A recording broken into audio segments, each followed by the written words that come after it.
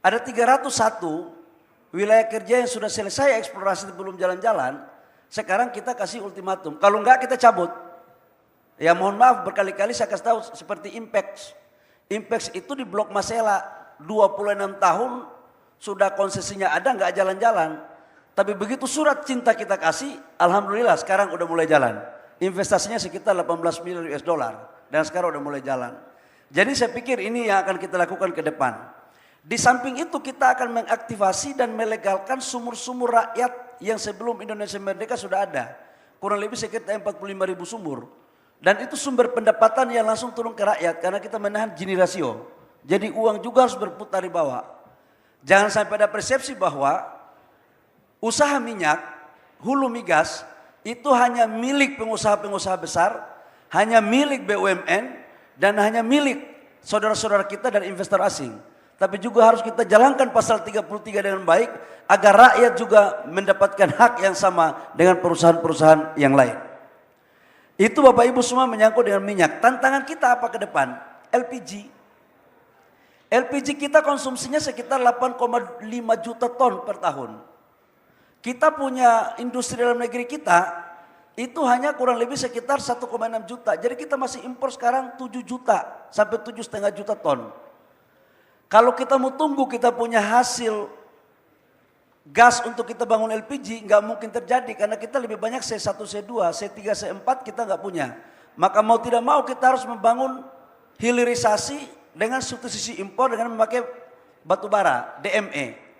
Ini pasti importir, mohon maaf ya, yang biasanya 8 juta ke depan akan berkurang nih.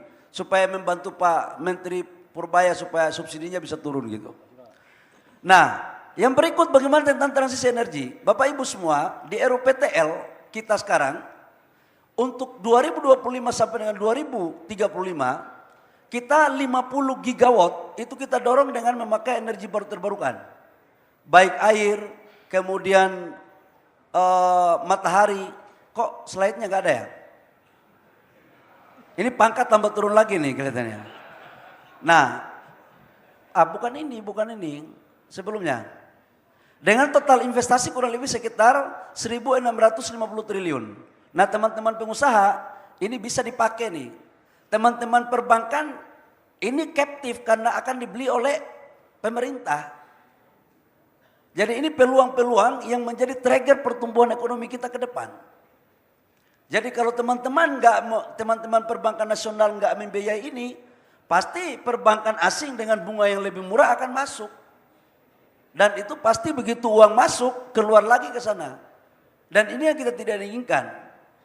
Bapak Ibu semua, terakhir saya akan berbicara tentang bagaimana mendorong agar kita tidak lagi melakukan impor. Tahun ini dengan operasinya RDMP di Balikpapan, total konsumsi minyak kita untuk solar satu tahun itu 39 juta kiloliter. Produksi kita hanya kurang lebih sekitar 16 juta. Dan dari 16 juta itu sisanya kita gabung dengan base 40 dari biodiesel. Nah, jadi untuk C48 alhamdulillah mulai tahun ini kita nggak impor lagi. Bagaimana bensin? Bensin itu ke depan kita itu impor total kebutuhan nasional kita sekitar 40 juta. Dari 40 juta itu produksi dalam negeri kita hanya kurang lebih sekitar 14 juta kiloliter. Kita impor 25 juta kiloliter.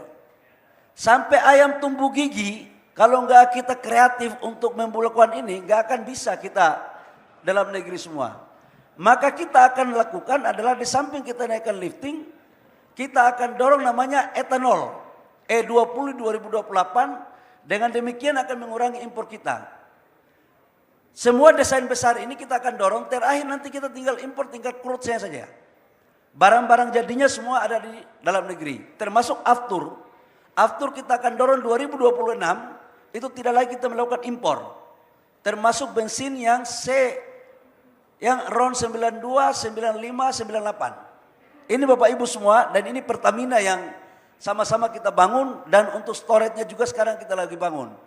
Ini peluang yang bisa kita lakukan untuk mendongkrak bagian daripada pertumbuhan ekonomi. Terakhir saya mau cerita sedikit tentang hilirisasi. Bikin slide dong, ada slide hilirisasi yang 28 komoditas. Bapak Ibu semua, dunia telah mengajarkan kita bahwa tidak ada satu negara di dunia ini, negara berkembang yang mempunyai sumber daya alam, menjadi negara maju tanpa ada industrialisasi dan hilirisasi. Kalau ada yang mengatakan itu, dia sedang merayu kita untuk menuju ke jalan yang sesat. Sebagian negara tidak ingin untuk kita juga menjadi negara yang bisa mengikuti kemajuan mereka. Nah, dari 28 komoditas ini, dari sektor perkebunan, kelautan, perikanan, migas, total investasinya kurang lebih sekitar 850 miliar US dollar sampai dengan 2040. Ini mesin pertumbuhan ekonomi nasional kita.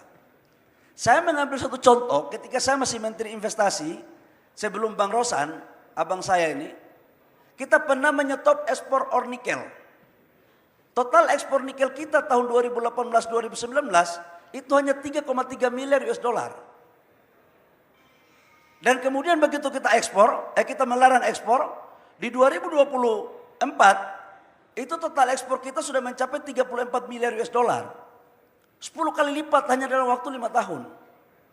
Inilah kemudian yang menjadi dorongan pertumbuhan ekonomi yang merata, menciptakan lapangan pekerjaan. Nah, Bapak Ibu semua, saya harus jujur mengatakan bahwa pengelolaan sumber daya alam dari total 850 triliun lebih, itu 90%-nya ada di sektor ESDM. Saya akan konsisten untuk melakukan ini. Tahun lalu kita melarang ekspor boksit. Dan tahun ke depan kita akan mengkaji untuk beberapa komoditas lain, termasuk timah, nggak boleh lagi kita ekspor barang mentah. Silakan teman-teman mau bangun investasi hilirisasi di dalam negeri. Sudah cukup negara kita ini dijajah oleh Belanda 3,5 abad, itu hanya untuk mengambil rempah-rempah dan bahan baku kita. Jangan kita sudah merdeka, masih pula kita kirim barang mentah.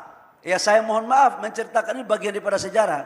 Kan ajaran Bapak Presiden Prabowo harus kita juga mengakui kekurangan kita, tapi juga harus kita mengakui kelebihan kita. Jangan kita masuk dalam lubang yang sama dari sebuah kesalahan masa lampau. Ini penting Bapak Ibu semua saya sampaikan. Jadi beberapa komoditas lain juga akan melakukan hal yang sama. Dengan kata lain bahwa kemarin saya sudah sepakat sama Pak Rosan sebagai Satgas Hilirisasi ada 18 komoditas yang kita sudah serahkan dan beliau sekarang menjalankan 2-3 bulan lagi ke depan. Dan kami ada membuat lagi beberapa komoditas lain untuk kita dorong. Semua produknya adalah untuk melahirkan substitusi impor. Ini captive market dalam negeri.